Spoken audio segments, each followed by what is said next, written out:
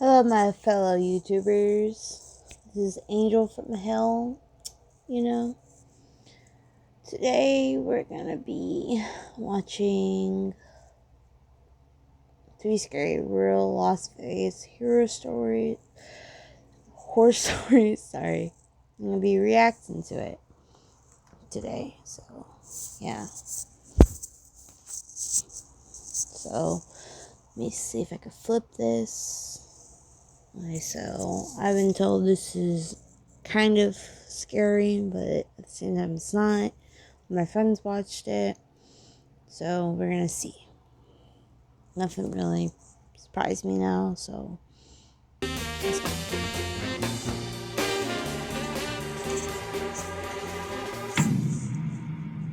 This video is a throwback to a video I did over 6 years ago now with a Vegas theme. I've been wanting to do another Vegas themed video for a while, and with one of the biggest music festivals in the US coming up in Vegas this week, this seemed like an appropriate Music time. festival. But even more appropriately, this video is sponsored by Mobile Premier League. MPL is a play-and-win gaming app with over 80 million users worldwide that can be downloaded for free on iOS devices on the Apple Store and Android devices on the MPL website. You should be 18 years or older before downloading. MPL is filled with a bunch of fun and competitive skill-based games where you can win money while having fun, solo or bank account. And when you sign up, you'll get a free $5 bonus added to your wallet. And you... I hate when people do that. Okay, Star One by Ranger Pete, I think. When my friend Dom turned 21, he organized a group trip to Vegas among our closest friends. We stayed at the Gold Coast Hotel and Casino, which was a 5-minute walk from the Strip. There were 6 of us, too many names to list, so I'll just name them as I go. But we had 3 rooms, and 2 to each room. I was rooming with Joey. Our flight landed around 5, so by the time we were unpacked and settled in the hotel, it was around 7. We stopped at In-N-Out for dinner since we're all from the East Coast, and the novel... In-N-Out's no longer in Las Vegas anymore. It's in Texas only. Because I should know that because of the In-N-Out in Las Vegas whenever my friends live over there, they told me that they got rid of In-N-Out in Las Vegas because, quote unquote, was only a Texan thing for some reason. So I don't know anymore. I don't think that is right. But yeah, let's see how this story goes. So far it's very boring. To be honest, the guy is very low in voice, monotone. I don't like it. So yeah. The novelty of In-N-Out was pretty appealing. Right after that, we walked around until ending up at the Bellagio Hotel's casino. It was absolutely massive. We all kind of split off into little groups. Joey and I were just doing slot machines while 3 of the others were at blackjack tables. I'm not sure where the 6th went. But when I say Joey and I were doing the slot machines, I mean we were really just sitting there occasionally spinning the slot machine every few minutes. Really just collecting those free shots that the cocktail waitresses would walk around with to try and get the patrons drunker and looser with their money. Let's just say we were trying not to blow $1,000 on the first night. After a few shots, we went over to our friends by the blackjack tables to watch them. I'd say after an hour at the casino watching our friends gamble their money away, we all left with intentions of walking to this place called Lily Bar and Lounge. But halfway to the bar, I did a quick pat down of all my pockets, making sure I had my phone and wallet. Then I had that mini heart attack when I felt an empty pocket where my wallet should have been. I started to freak out, asking my friends if they remember when I had it last. None of them remembered. I asked them to wait for me while I ran back to the Bellagio to check. They didn't want to wait though. Joey just gave me his room card and told me to check our hotel if it wasn't at the Bellagio. Your friends didn't want to wait. That's not a true friend then. Sorry to say that, but that's not a true friend. And this is like, it's stupid. Give the card key to go back if you wanted to make sure it's not there and you know it was at the other place because you haven't been into the room. Okay. Then the 5 of them continued walking to the bar while I ran back to the casino of the Bellagio. I felt very defeated as I was predicting having lost my wallet on the first night and I would be absolutely screwed if I wanted to get into any bars or clubs. I retraced all my steps in the casino, including checking the seat of the slot machine we were at. Then I checked Lost and Found, but there was nothing. So next I had to try our hotel room. This was my last shot at finding it, and I felt sick to my stomach about it now. I felt this could ruin my entire trip. I ran through the lobby and up the stairs to the second floor where my room was. I got to the door and tried Joey's key card. The card reader flashed red a few times. I wondered if he had a faulty card. I rubbed the card with my shirt to remove any smudges or whatever that could be hindering the card reader. On the next try, it beeped and lit green, and I opened the door. I started searching the entire room, throwing clothes out of my suitcase and onto the bed, digging through my suitcase, then tearing through the bed sheets even though they weren't even slept in yet. I checked under the beds, pillows, on the table and TV stand, but it was not in there. I collapsed on the bed, literally wanting to cry. Then I thought to maybe call the front desk and ask if it was turned into Lost and Found, so I did just that. The desk worker picked up on the third or fourth ring, and I asked if they could check the Lost and Found for my wallet. She said hold on, then put me on hold for a minute. When she came back, she asked what my name was because apparently lots of people lose their wallets in Vegas. Yeah, I told her my people name, take and she it. said something that confused me. She said something along the lines of, "Sir, didn't I speak to you just now at the front desk when you asked me what room number you were in?" I asked when she was referring to, and she said within the past 15 minutes. That wasn't possible because I had been gone for nearly 2 hours. I told the lady I was coming down to the front desk, then I hung up. But it made me wonder, just what if? I checked the one closet in the room, and it was empty. Then I looked at the bathroom. The bathroom door was shut.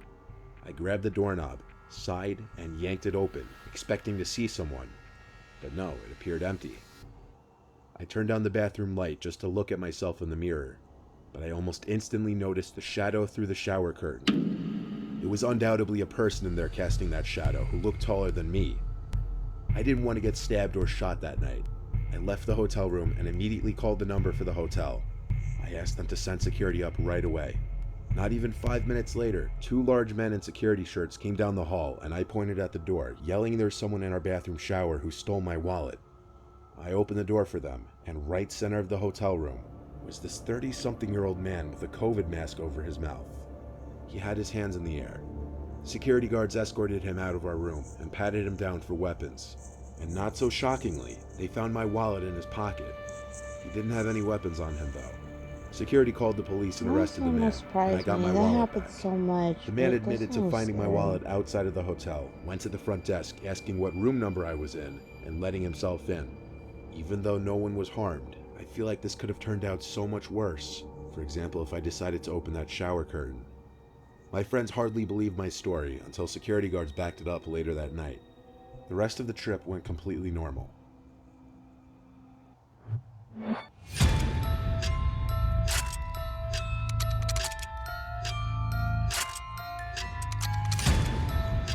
Fucking stupid ads.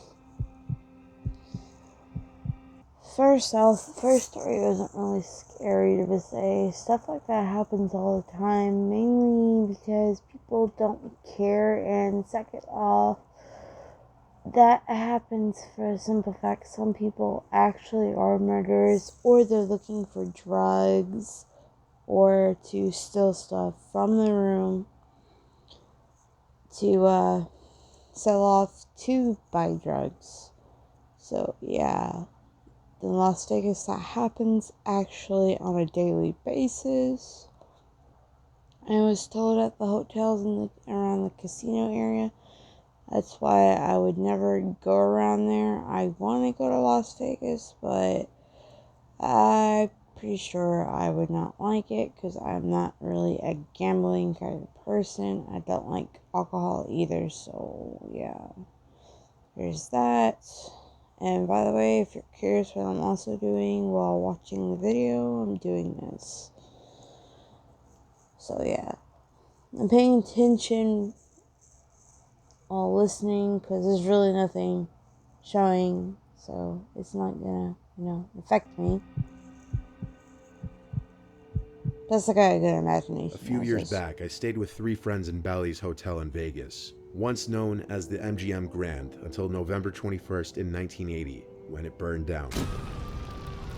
The fire began from a refrigerated pastry display case in one of the restaurants located on the first floor, and apparently the fire engulfed the resort's casino, and the smoke traveled into the hotel tower, killing 85 people due to smoke inhalation. We read about this in some of the reviews of the place while booking. But I mean, that was 40 years ago. How would it really affect our stay? The rates for rooms were surprisingly more affordable than some comparable. Smoke from 40 years ago? You realize if they didn't renovate it or anything and stuff, and it was on the walls or something, that it could turn into mold and stuff like that? That's why they're warning you. Some people are stupid, I guess. Hotels for that specific weekend. Something I didn't pay attention to in the reviews, though, were the number of people who reported witnessing and hearing strange paranormal events. There are even reports of ghostly activity in the casino. The most common complaint I was seeing from guests was the presence of a smell of smoke and burning, especially on the upper floors, even though there was no one smoking. But I wasn't aware of any of this on our first night there. On our second night there, we went to a couple casinos, then got dinner and went back to the room to regroup before heading back out. Not without stopping at a liquor store for some booze beforehand, so we could all loosen up a little more before going out. After we pre-gamed for a good half hour to an hour, we all called an Uber to Omnia nightclub not too far away. By the time we got there, the liquor was definitely... Omnia nightclub? What the fuck? Omni? That's... No, that sounds wrong. I think he means more like call or something. I think. But Omni? The fact that this place is haunted, that wouldn't bother me, because simple fact is I live next to a graveyard. My house is pretty much haunted as is. Like, my doors open and close, the lights flicker, stuff moves and stuff. Stuff's gone missing before too. Hell, I've been possessed a couple of times, so no big whoop, I need to say. So yeah. Kicking in. And this is where my memory starts getting a I'm little using fuzzy. my phone, by the way. I remember we were waiting online for at least half an hour, and I remember my one friend Alec talking to this group of girls in front of us. Next thing that I really remember was standing at the bar inside the club with my friends trying to order drinks, and I vaguely remember bits and pieces of being on the dance floor. But when I say I blacked out besides that, I'm not exaggerating. The night became a little clearer when I left the club, but according to my friends, I left alone. I somehow made my way back to the hotel and back to the room on the 17th floor. From here on out, I remember just about everything. I was sitting on the edge of the bed with my head in my hands for quite a while, feeling like my head was spinning, when I heard what sounded to be a kid coughing on the other side of the door. I pulled myself together and went to check through the peephole, making sure no one was choking or anything, I guess.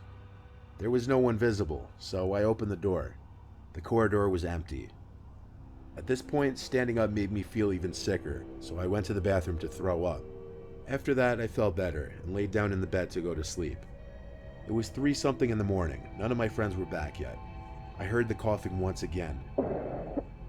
It sounded like a young boy's coughing. I didn't feel like getting up to check again, though. I resumed trying to fall into a deep sleep, when out of nowhere, this ear-piercing ringing went off, along with a flashing red light in the room.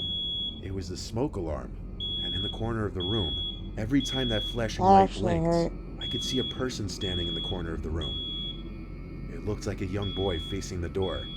I looked closer to see if I was seeing things, and on the 4th blink, I started to scream and crawl backwards out of the bed and onto the floor. I don't know what exactly I thought was happening, that I was going to be killed or that I was seeing a ghost. But after a while, as if I were experiencing sleep paralysis or a hallucination, the apparition of the boy in the corner disappeared. I gave myself time to breathe and calm down, and convinced myself I was just seeing things. And just like the boy disappearing, the smoke alarm turned off a minute later. My heart was racing for the next 10 minutes as I sat up in the bed on my phone trying to contact my friends. They got back around 4, and I decided not to tell them for the sake of sounding like a drunk fool.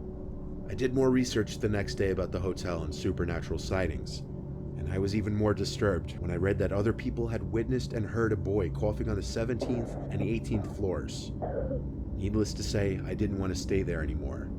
Thank God it was only a Because 3-night they're trip. remembering how they died.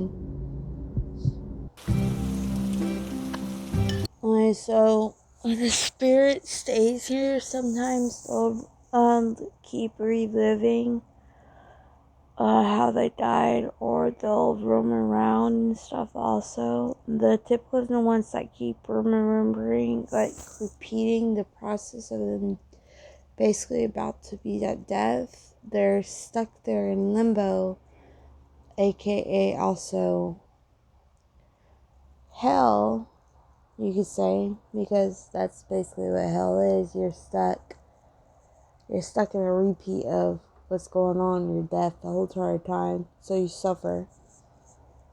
So yeah, I've been told that also by a few people. That's how they comprehend it. To me, hell is different. To me, I think hell is like, it's like 7 stages and stuff. Like the coldest part to like the deepest part of hell is like the coldest and stuff. Basically, when you betray everybody, and stuff like that. But the other reason why that keeps happening over and over, they're portraying their life over and over again, their suffering and stuff. Sometimes it's also for the fact that they don't want to move on, they wanted to keep living also, they'll keep reliving their death also like that, I've been told. So yeah, that's fun to know if you didn't know. Just being a slight nerd, and for the simple fact that I understand death a little bit, and I shouldn't, but I do. So yeah.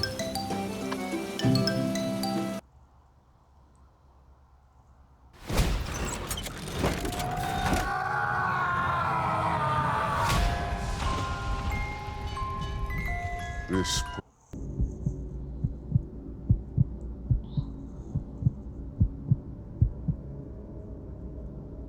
In 2018, my friends and I rented an Airbnb in North Vegas to attend the Electric Daisy Festival, which is an EDM music festival.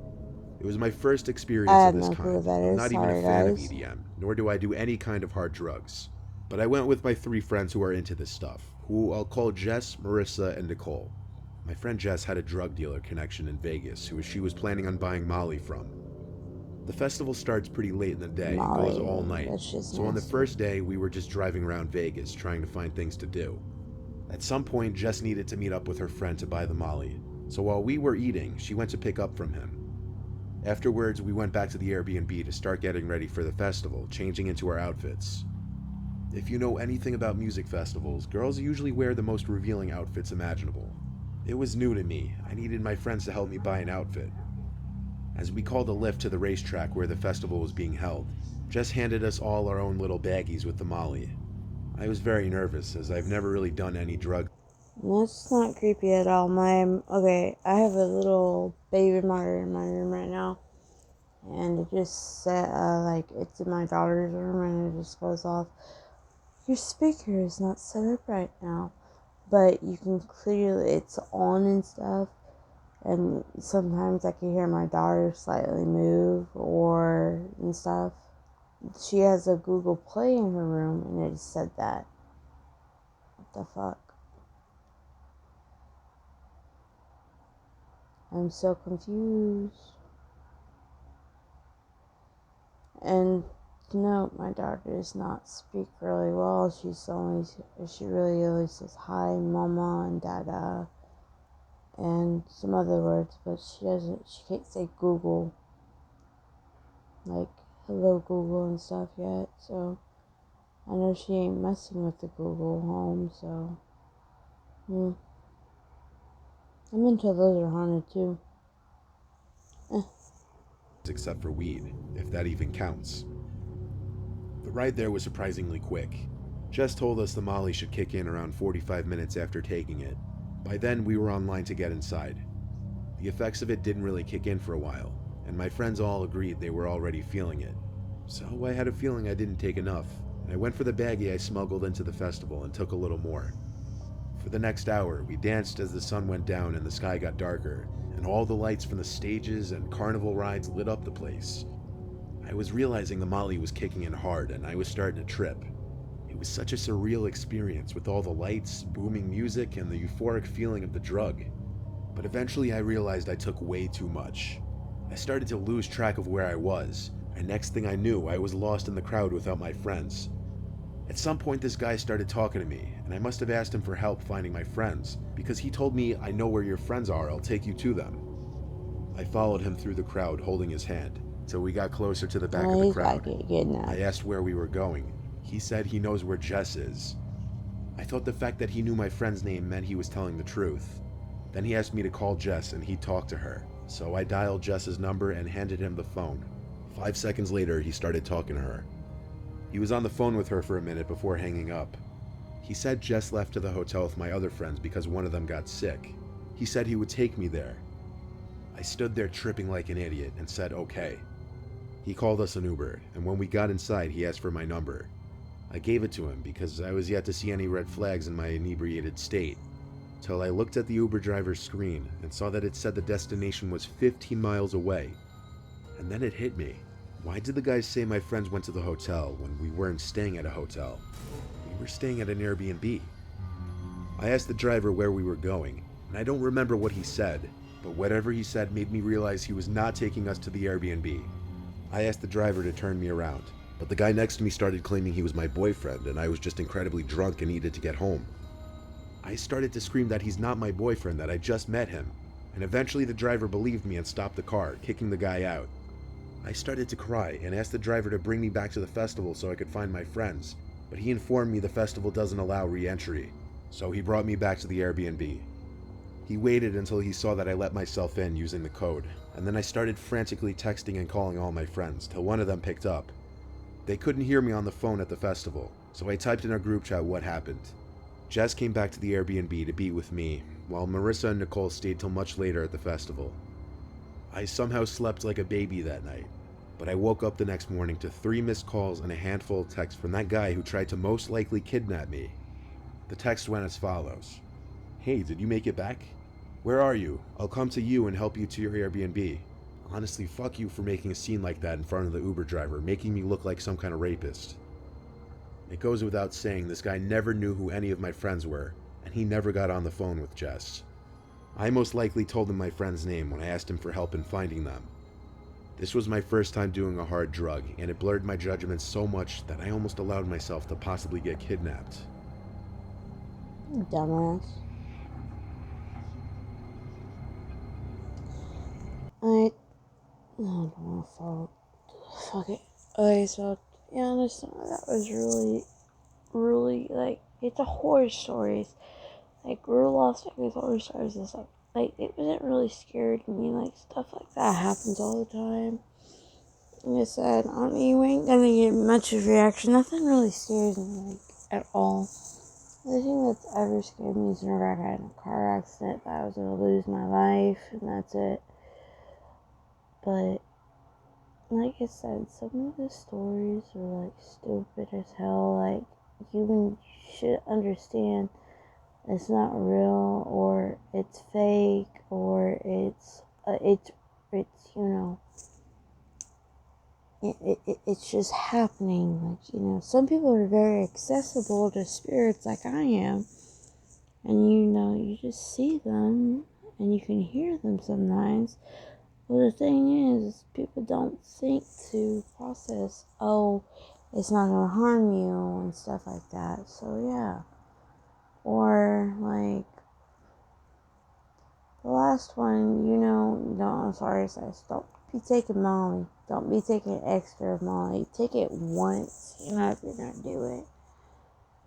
And so you don't trip so bad. Because one dose of Molly is actually it does the same shit to you. Like, he doubled the dose, which that's kind of stupid. They recommend you if like the drug dealer, you should only take it once. if you're doing stuff like that, you know? But I guess the drug dealer didn't give two shits and was like, oh, if you do it, you do it, you know? But still, so, yeah. Peace out, my fellow sinners, though. Y'all been a bless.